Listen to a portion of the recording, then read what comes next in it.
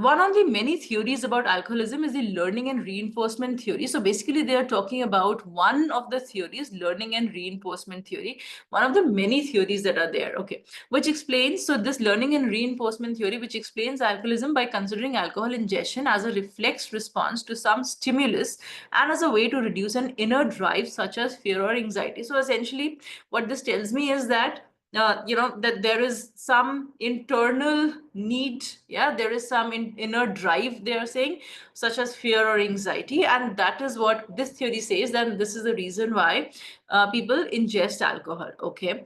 Characterizing life situations in terms of approach and avoidance, this theory holds that persons tend to be drawn to pleasant situations and repelled by unpleasant ones. So this makes sense, right? I'm imagining over here that yes, a person would be drawn to something that they find pleasant and they'll be repelled by unpleasant one. This is what the theory says. Perfect. Now, in the latter case, I need to understand what latter case I'm talking about, and repelled by unpleasant ones, right? In the latter case, alcohol ingestion is said to reduce the tension or feelings of unpleasantness and to replace them with feelings of euphoria generally observed in most persons after they have consumed one or more drinks. So fine. So they're saying that we get attracted to things that, to pleasant situations and repelled by unpleasant ones. But alcohol, what does it do? It reduces the tension or feelings of unpleasantness, and then, and we feel that euphoria, which is attached to drinking alcohol. Fine. So now, so this is what this first paragraph tells me. What have I taken away from this? Now, this passage is split into 1, 2, 3, 4, 5, and 6 paragraphs, right? I need to understand what exactly is there in each paragraph. What does it talk about? So this gives me an introduction on the learning and reinforcement theory. It tells me what it is. It's saying that it is going to talk about how learning and reinforcement theory is applicable in cases of alcoholism, and then it introduces that to me, right? This is all that is there in this first paragraph. All right, great. And I kind of understand the overall, even if I may not understand like everything that they are saying, which explains by considering alcohol ingestion as a reflex response to some stimulus. Even if everything is not completely clear, I do understand that they are introducing a theory and they're talking about how we get attracted to pleasant things and we're repelled by unpleasant things, and how alcohol reduces that feeling of unpleasantness, yeah, because we feel a euphoria, right? Okay, next paragraph. Some experimental evidence tends to show that alcohol reduces fear in the approach avoidance situation. Now, what is this approach avoidance situation? They're talking about here, they talk about how we approach the pleasant situation and are repelled by the unpleasant ones. So perhaps they're talking about the same thing. All right. So Conger trained one group of rats to approach a food goal, and using aversion conditioning trained another group to avoid electric shock. So, here I have this image going on in my mind where I say, okay, there's an experiment going on, and then food, there is food and there are some rats, and then rats get attracted to food, and then there is a particular area where the rats go, they are given electric shock. So then, so basically there's this experiment going on, yeah.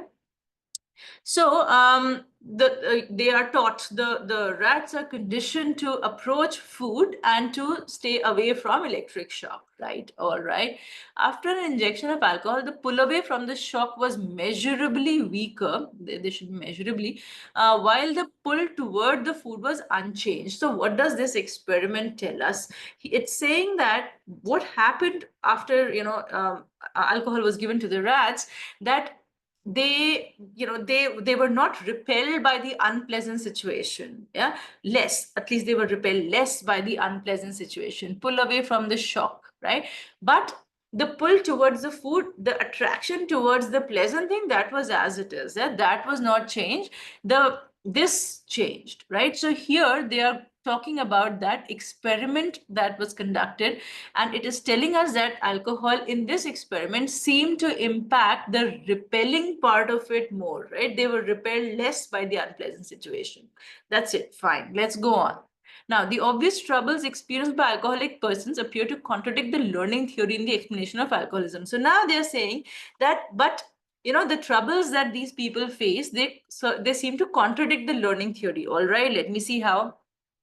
The discomfort, pain, and punishment they experience should presumably serve as a deterrent to drinking. So makes sense, right? This learning theory that they're talking about, learning and reinforcement theory here, I'm thinking that makes sense, because they say that People are attracted to pleasant things, but they are repelled by the unpleasant ones. And here, the discomfort, pain, and punishment they experience should presumably, so in case they are experiencing these uncomfortable things, then they should it should be a deterrent to drinking. Fair enough. The fact that alcoholic persons continue to drink in the face of, now they're telling us what are their discomfort, pain, etc., family discord, loss of employment, illness, and other sequels of repeated bouts is explained by the proximity of the drive reduction to the consumption of alcohol. So they're saying, they have given us what are the issues, right? What are the discomfort, pain, and the punishment that they experience. But the point is that learning theory says that in case they feel these, if they experience these punishments, then they should not drink anymore. But so this is where the contradiction comes in, right? Now, they are explaining why the contradiction is there. So he says that this is explained by the proximity of the drive reduction to the consumption of alcohol. All right, I don't really understand this, yeah? But let me read on. He says that is, alcohol has the immediate effect of reducing tension. Excuse me. So the proximity thing is now kind of making sense. It says alcohol has the immediate effect of reducing tension, while the unpleasant consequences of drunken behavior come only later. So they're saying that immediately the effect is positive. So that is why it seems that it doesn't really bother people. The punishment comes later on, right? So now this thing kind of is making sense. It's explained by the proximity of the drive reduction to the consumption of alcohol, that the good effect is closer to the, it's closer to when you're drinking, then you get that immediate good effect, and the punishment comes later.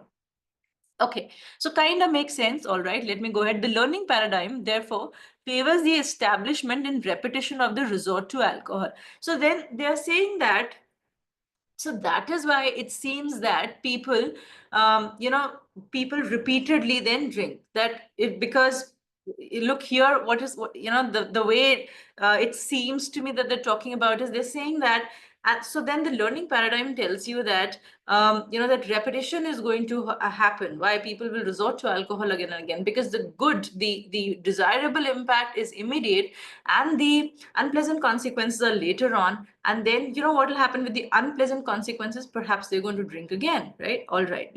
This is all for the time being.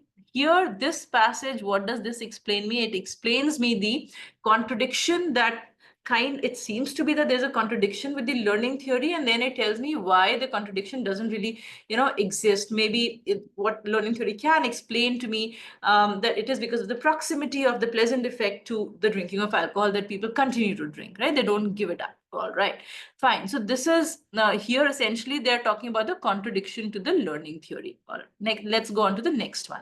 In fact, the anxieties and feelings of guilt induced by the consequence of excessive alcohol ingestion may themselves become the signal for another bout of alcohol abuse. Now, this kind of makes sense. Yeah, they're saying that because of the feelings of guilt and anxiety, which are consequences, they may lead to another. Because, over here we said that, look at the first paragraph, that the alcohol is said to reduce the tension or feelings of unpleasantness, right? So then it makes sense here. It says that in fact the anxieties and feelings of guilt, they are the ones which may lead to another bout of alcohol abuse. Let's see. The way in which the cue for another bout could be the anxiety itself is explained by the process of stimulus generalization. So here they're using this term, that this is the process of stimulus generalization. I don't know what it is. All right. Conditions or events occurring at the time of reinforcement tend to acquire the characteristics of state of anxiety or fear.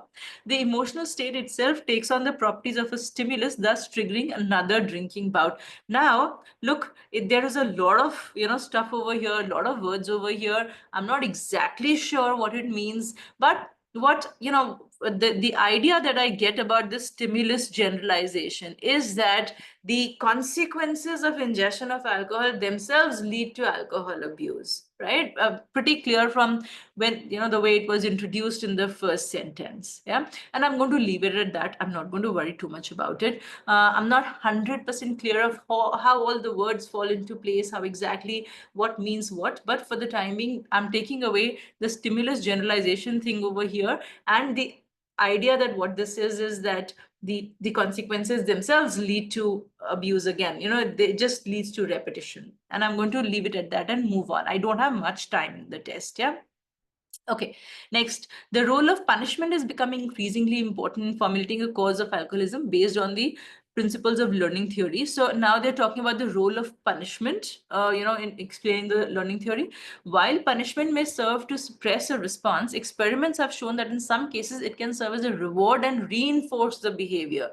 Whatever, yeah, they're talking about punishment over here, the role of punishment in this paragraph, and they say that sometimes punishment can actually reinforce the behavior. All right, thus if the alcoholic person has learned to drink under conditions of both reward and punishment, either type of condition may precipitate renewed drinking. So essentially they're saying that punishment can of course lead to, I don't know how it just, I mean, they're trying to explain the learning theory, the role of punishment over here, and they say that normally it suppresses a response because we have this repel by unpleasant ones, right? But in some cases, it can actually reward and reinforce the behavior that, the same behavior because of punishment could be repeated again. I don't have to worry too much about it, that how is that possible? How does it make sense? I just have to understand what they are telling me. Yeah. So here from this paragraph, what I'm taking away is that there is a role of punishment, and the punishment can sometimes work in the opposite way as a reward to reinforce the behavior.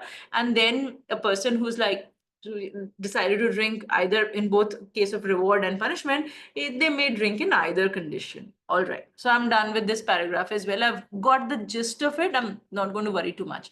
Last, ample experiment evidence suggests the hypothesis that excessive alcohol consumption can be learned.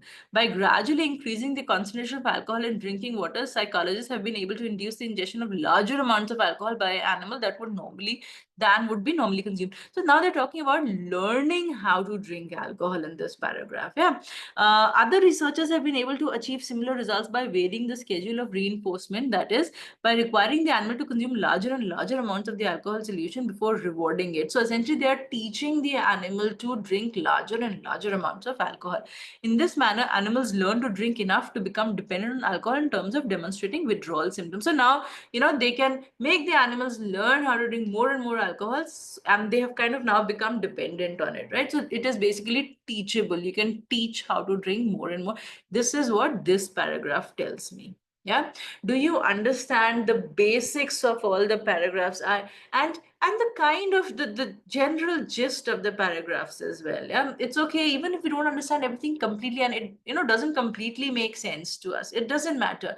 Look, a lot of things, a lot of these theories, a lot of, or when they talk about psychosocial issues, they're not going to be very clear to, let's say, people who have background in sciences, or let's say accounting, or yeah. But the point is that these passages are meant for everybody, right? So they're good. People who have humanities background are going to get science passages, are going to get business passages. So you have to understand that even though the passage may seem hard, all you have to do is focus on what is being told to you, and do not worry too much about being able to understand everything that goes on over there.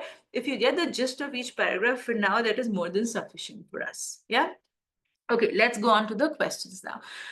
The primary purpose of the passage is to, now quickly give me your answers for this. Tell me, what did you think the answer was over here? Aishna, I have your answer, and that is correct. I want the answer from others as well.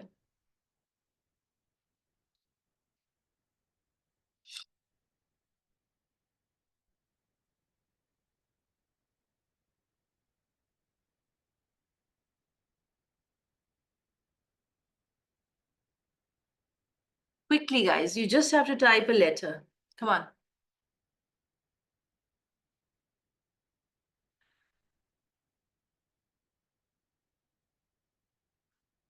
All right, good. Yeah. So, quite a few of you have got the correct answer. Let's take a look at the primary purpose of the passage is to. So, okay, let's look at the options. Compare the learning and reinforcement theory to other theories of alcoholism. Now, the only time the other theories were mentioned were in the introduction, where they say one of the many theories is the learning and this, and then he goes on to talk about the learning and reinforcement theory, right? So he does not compare this theory with any other theory. So certainly this is not our answer. All right. B. Discuss how the behavior of alcoholic persons is explained by learning theory. A lot of you have got this correct. This is the answer, and does it make sense? The entire passage talks about the learning and reinforcement theory, talks about, look, so this introduces the learning and reinforcement theory. Second paragraph talks about approach avoidance, and how avoidance is hindered by alcohol. Basically, they're talking about the behavior using the experiment.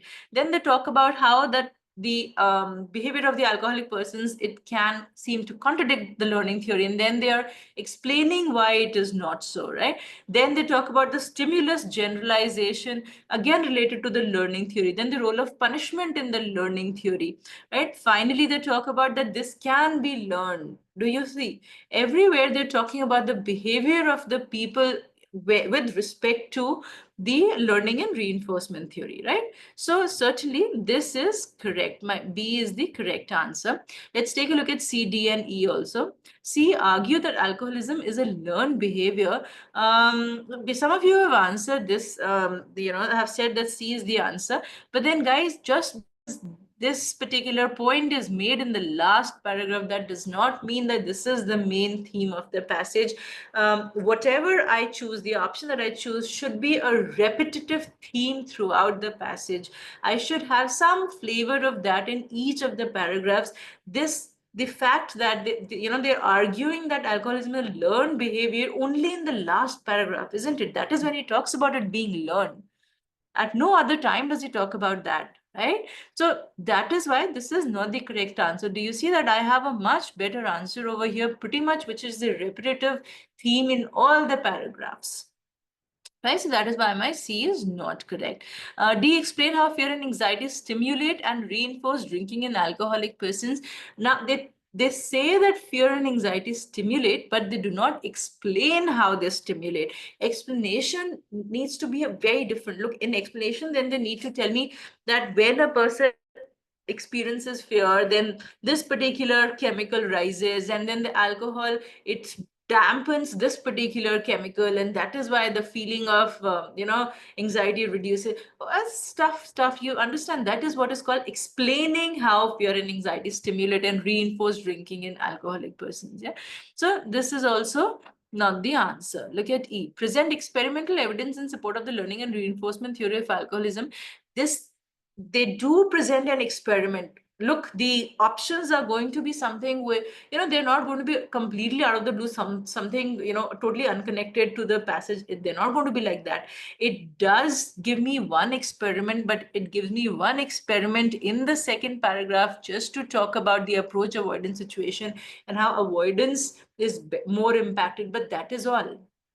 Right after that, the rest of the four paragraphs and the first paragraph on the top, it does not talk about the experimental evidence. So that is not the main purpose of the entire passage. So that is why this is also not the answer. Is it okay that the answer is B? Do you have any doubts over here? This is, by the way, one of the toughest questions, supposedly. By the way, the passage is 805 level. Now I can tell you 805 plus level. And this question is 95% difficulty as far as GMAT, I mean, as per the numbers of GMAT club.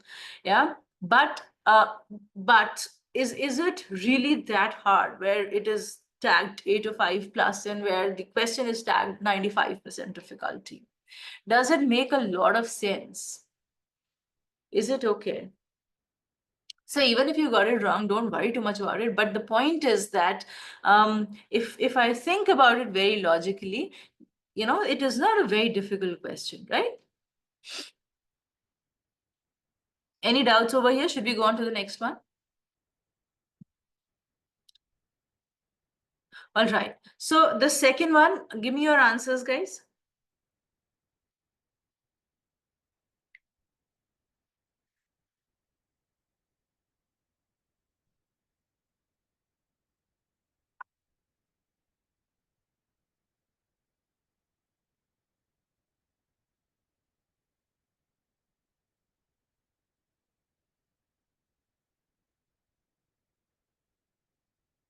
Answers. Come on.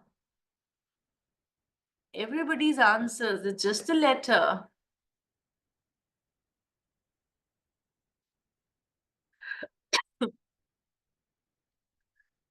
This is the way I know whether I'm getting through or not, right? So share your answers, please. Was this hard? Was second question hard? Yeah, Shrishti, that's correct. Good.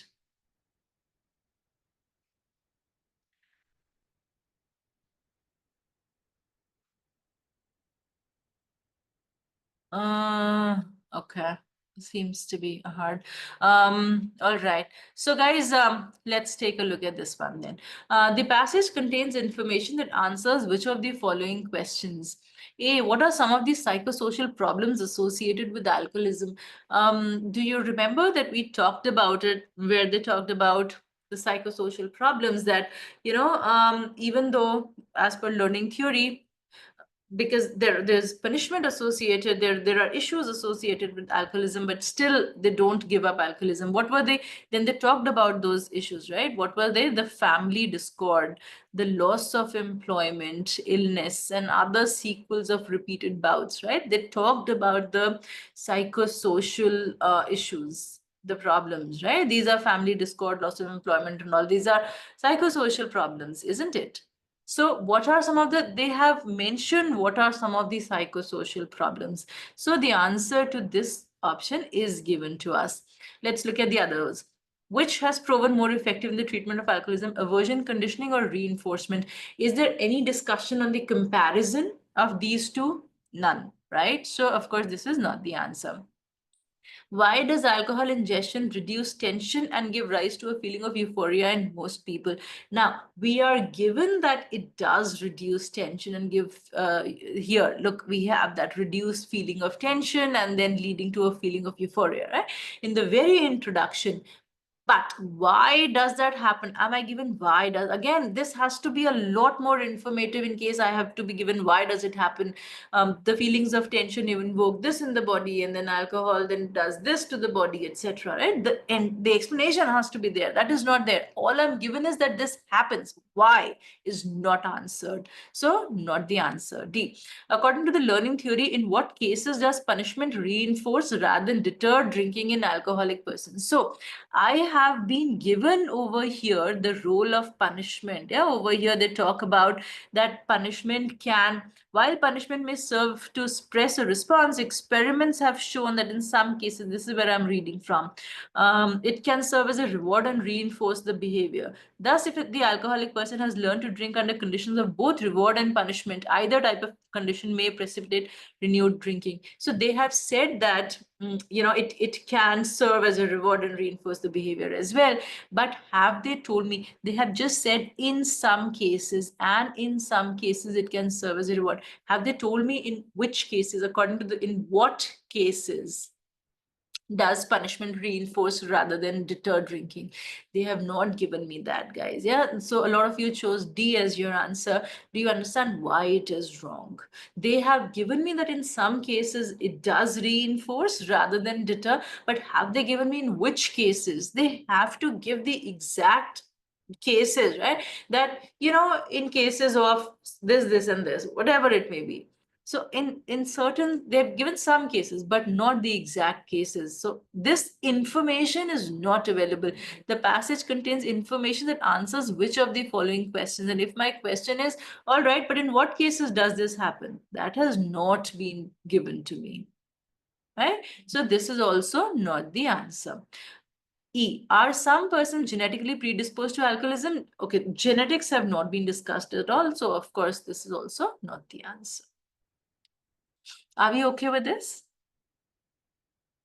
Yeah, let's go on to the next one. Any doubts over here? Again, this is also one of the difficult questions. Yeah, it is, again, yeah. Yeah, Ramanathan. Tell me. Just a moment. Do you want the mic? Yeah, tell me. You have the mic. Can you hear me? Yes, I can. Tell me. Okay. First thing is I'm unable to chat in the chat box, and the other. The Q&A is working. Ramanathan, you can put in the Q&A. Oh, okay, fine. The Yeah. next question is, what are psychological problems? Can you Oh, psychosocial. Okay, can you talk about what is psychosocial means and Yeah, how sure. how is that? Yeah, sure. Just give me a moment. Yeah. All right. Let's go back to the where are the look. So this take the here they are. Yeah.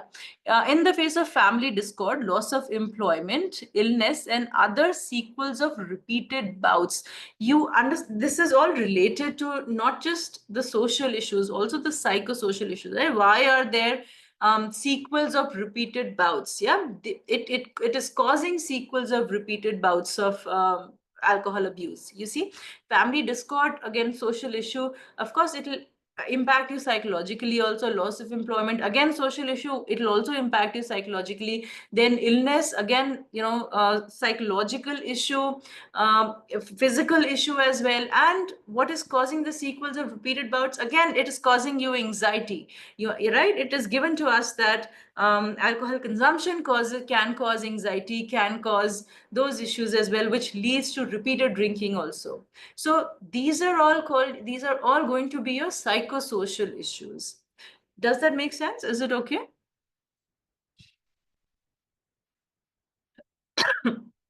Okay, great. All right, let's go on to the next question.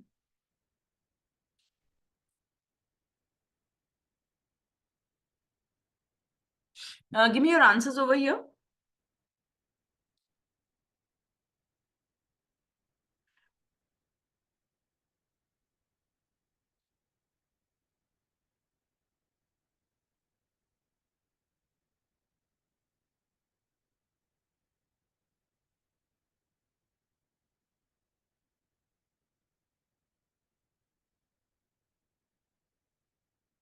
Yeah, Shusha, that's correct.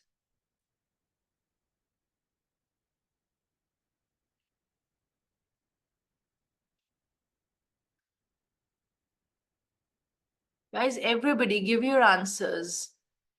You've had time to solve the question, right? Don't worry now whether it was right. You're not reading the passage again. Just give me your answers.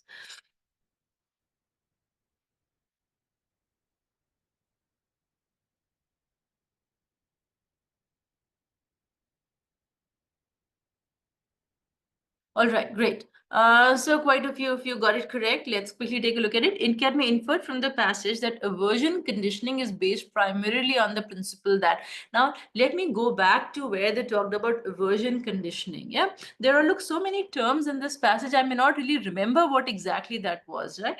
But then they talked about aversion conditioning. The terms I have to be comfortable with, where are they located in the passage, right? So here they talk about aversion, the approach avoidance situation, and aversion conditioning. What do they say about aversion conditioning? So Conger trained one group of rats to approach a food goal, and using aversion conditioning train another group to avoid electric shock. So they use this particular technique, aversion conditioning, to train rats to avoid electric shock. Yeah, so this is what I know about it. Okay. So aversion conditioning is based primarily on the principle that electric shock stimulates a response. I'm talking about a principle, right? So it can't be, there can't be this electric shock included in this. Is not a principle, right? Let me anyway look at the other options. Behavior that is punished will be avoided. Correct. Look, this is what they are talking about. This is what aversion conditioning kind of makes sense also, right? Aversion is that you stay away from something. The meaning of the word itself is that, right? So you're conditioning something to stay away from something. And this makes sense. It says trained another group to avoid electric shock. So essentially they train those rats to avoid electric shock, because when they get a shock, then of course they're going to be avert. I mean, it's a negative impact on them, so they are going to stay away from that. So this does look like a principle. Behavior that is punished will be avoided, right? This makes sense. Okay. Look at C. Pain is a stronger stimulus than pleasure. There is no comparison over here. They're not talking about the only look use of aversion conditioning over here. Using aversion conditioning, they trained another group to avoid electric shock in the food part of it. Aversion conditioning was not even included, right? They're talking about aversion conditioning only for this part of it. So of course, then there is no comparison over here. Alcohol reduces fear. Again, no comparison. Alcohol has not even been introduced in this part.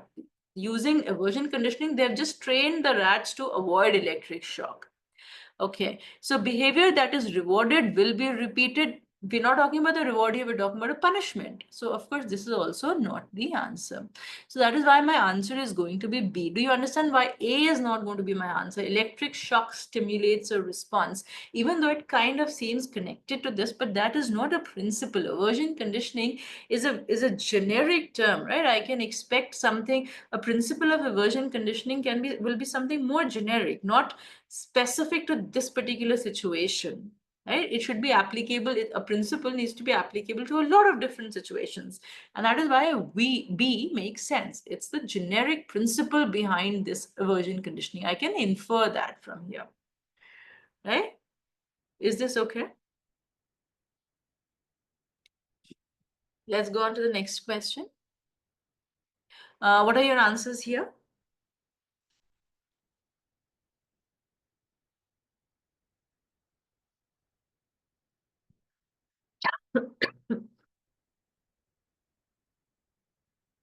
Okay, I think we're running out of time, so let's quickly go through the question. I don't want to leave any. According to the passage, which of the following is true of stimulus generalization? Now, this is where I was saying that, okay, maybe I don't even really understand exactly what is going on in that part of the passage, but I know where this is located. So I'm going to go to that particular passage. Where was stimulus generalization? So here they were talking about stimulus generalization, right? In this passage paragraph. Let me look at what it says. In fact, the anxieties and feelings of guilt induced by the consequence of excessive alcohol ingestion may themselves become the signal for another bout of alcohol abuse. And then the way in which the cue for another bout could be anxiety itself is explained by the process of stimulus generalization. So conditions or events occurring at the time of reinforcement tend to acquire the characteristics of state of anxiety or fear. The emotional state itself takes on the properties of a stimulus, thus triggering another drinking bout. So all it tells me is that this is something, it's like a vicious circle over here, right? That is what it is telling me. This paragraph is telling me. Now look, I've read this like 3-4 times now, so it's making more sense. Everything is making more sense. But then when I like barely have any time, I'm just reading through it, and what it seems to say in the first line and in the line after the stimulus generalization is just this, that the pretty much the consequences of drinking could cause another bout of drinking, right? It is kind of becoming a vicious circle. So this is what I understand. Let me look at the options and let me see if it is really clear what the answer should be. It contradicts the learning and reinforcement theory of alcoholism. Nowhere is the contradiction mentioned, right? This is not given. It is the process by which an organism learns to respond to one stimulus but not to a similar stimuli. Nothing like this given.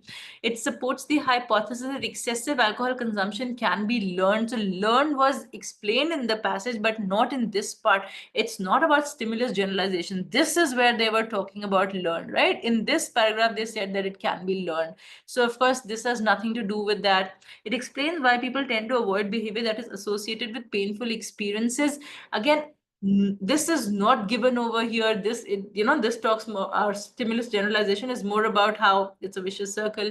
It itself can lead to the problem. Then he says it occurs when the conditions associated with the stimulus come to evoke the same response as the stimulus itself evokes. This makes sense? Do you understand that this makes sense? That they are talking about, look now, that so it occurs when the conditions associated with the stimulus. Your stimulus is the fear, the anxiety, whatever, which is causing you to. Then conditions associated, basically people drink to take care of that. But then drinking itself evokes the same response. It causes anxiety and issues, right? And evokes the same response as the stimulus itself evokes. Do we see that over here, right? So it's making a lot more sense. But let's say even if it was not making sense, even if I'm like a little lost, okay, what are the conditions, what are the stimulus, what are they talking about, do I still get that this is my answer? Do I still see that all the others are just so far out there, they can certainly not be the answer? Tell me, any issues over here?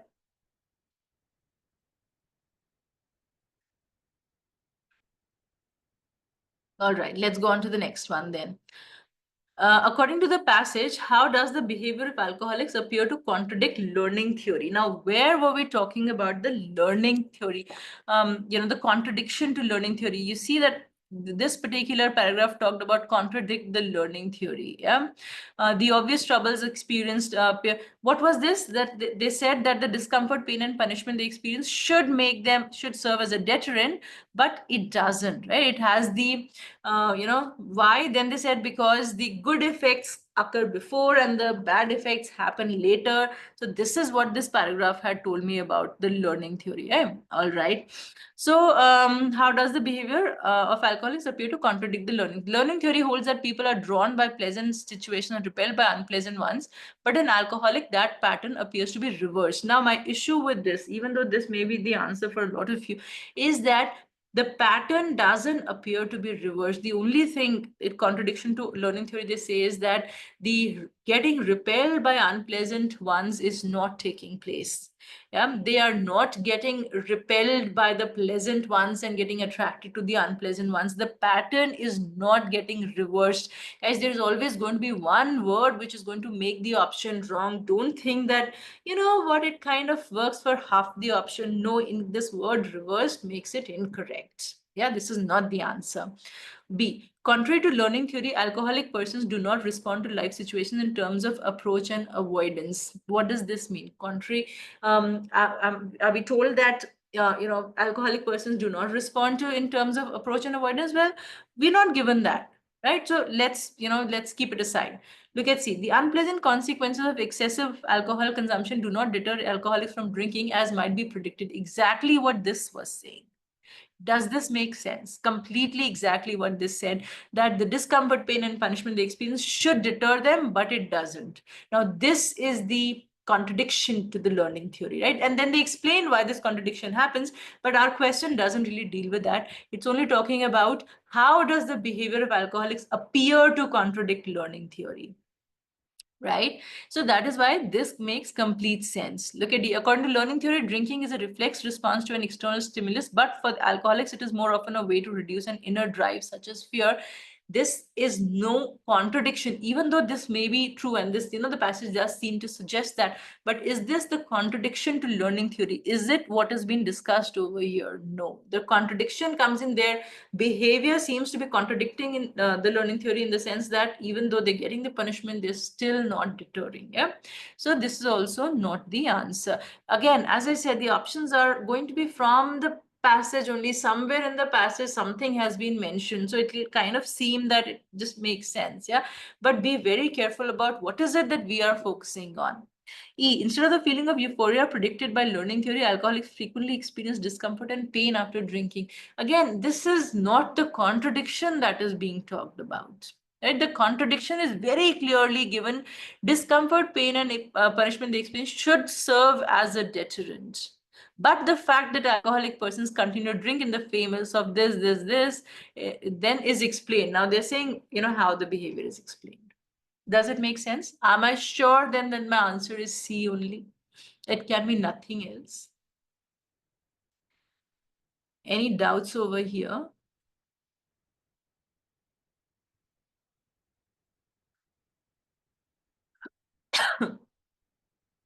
Okay, let's look at the last one. The passage contains information that supports which of the following statements? Now, I don't have one part of the passage over here, right? I have passage contains information that supports, so something that I can infer from the passage. So I'll have to be very careful about, maybe I'll have to go back to check whether it supports this or not. I'll see. Look at A. If the pleasurable taste of whiskey leads to an acquired taste for brandy, then stimulus generalization has occurred.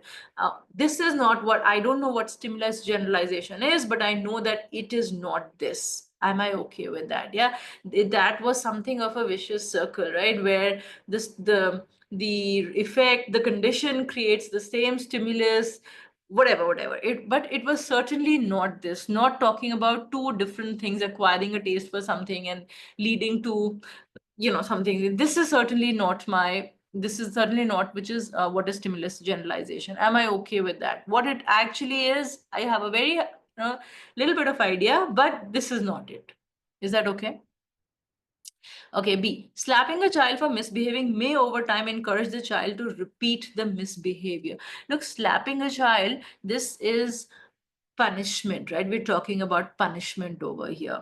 Yeah, and we do have given over here, while punishment may serve to suppress a response, experiments have shown that in some cases it can serve as a reward and reinforce the behavior.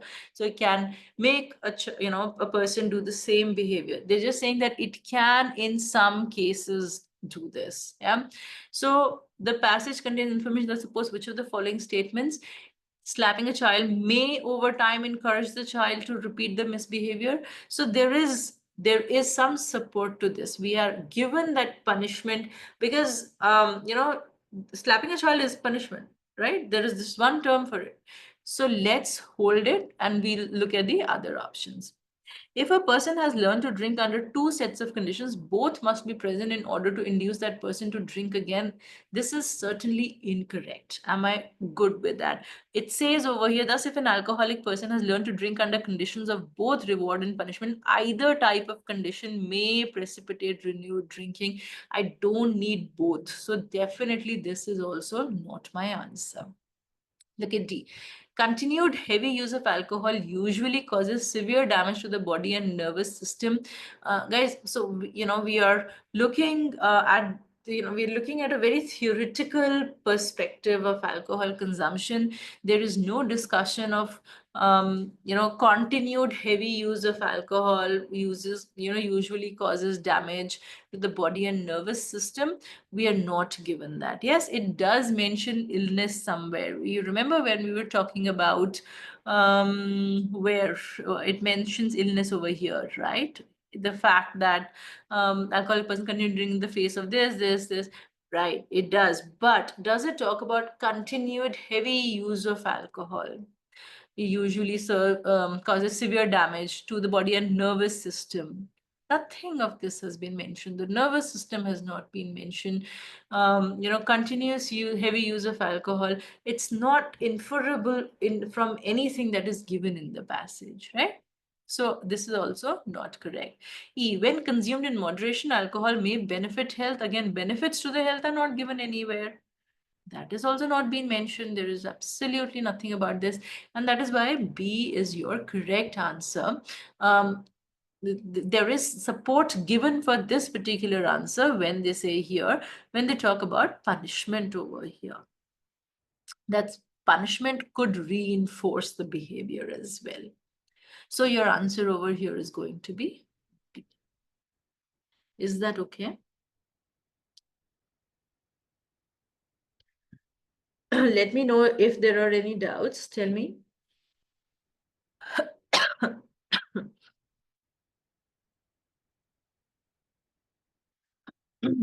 Is this clear? Is it okay, even if we don't fully understand the passage, every word, if we don't fully understand, what do we need to do? What is your takeaway from today's webinar? Your takeaway is that passages could be long. Passages could be difficult. There could be things that we don't fully get. There could be like long, convoluted sentences. There could be some cause, some effect, roundabout way of writing things. There could be a lot of things given to us. One, memorization is not required. They don't expect us to do that. Second, even 100% comprehension is not necessary. The questions are going to be written in a form that you would be able to understand what is the answer. The answer is going to be pretty obvious. All you do need to do is, while you are reading the passage, ensure that you've understood what is the main theme of a paragraph. What is it that they are talking about over here? I just need to know the gist of the paragraph. I don't have to know every word. How is it related to everything else? Yeah.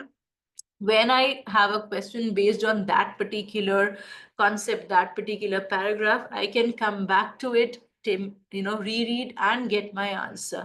All the other answers are going to be obviously incorrect. Even if there is one word that makes it incorrect, it's not acceptable. The option is not acceptable. Usually there'll be a few options where everything seems to be brilliant, everything seems to be like, hey, this is exactly what I read and I like it. But then there'll be one word that this is not okay. Are we going to say, all right, doesn't matter, it's just one word? No, that means that that option is incorrect. Yeah, there should not be a single word that makes an option incorrect in the option. Yeah. All right. Why not option A? For this particular question, is it? Seventh one, right? If the pleasurable taste of whiskey leads to an acquired taste for brandy. So, Ramanathan, can you tell me what part of the passage seems to support this? That one type, if there is a pleasurable taste of one type of alcohol, then it leads to an acquired taste for another type of alcohol. Then stimulus generalization has occurred. Look, even if I say, all right, they talk about how it can be learned, right? In the last paragraph, they do talk about learning, etc. But this says that if this happens, then stimulus generalization has occurred. But what was a stimulus generalization? Do you remember? This was a stimulus generalization. What was it? It talked about how it can be a vicious circle where, the fear, the tension is actually making people drink alcohol, and the alcohol itself is causing those same feelings, which means repeated abuse of alcohol. Right? That is what stimulus generalization was. Was it about, a pleasurable taste for something makes you acquire a taste for another thing? Does it have anything to do with that? Yeah, all right, great.